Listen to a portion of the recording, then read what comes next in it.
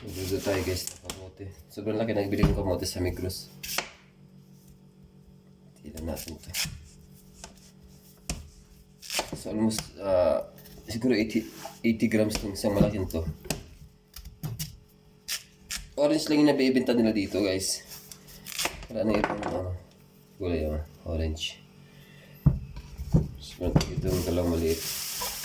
Sa almost 66 tele ata.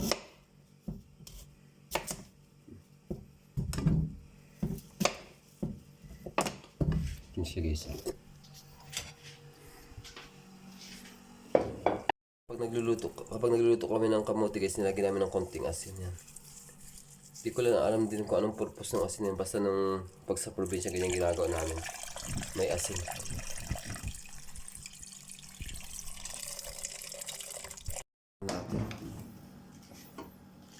Ito yung breakfast natin guys. Kamote.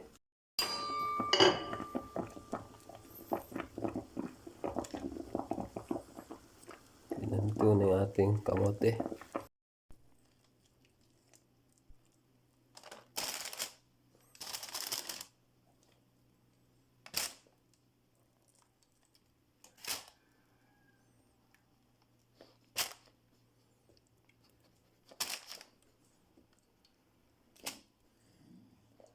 Sarap breakfast natin.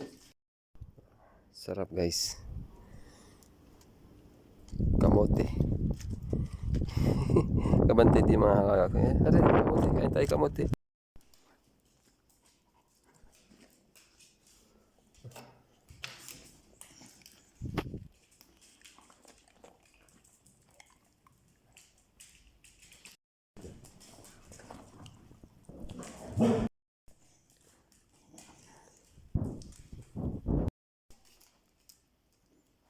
Semir, grabe.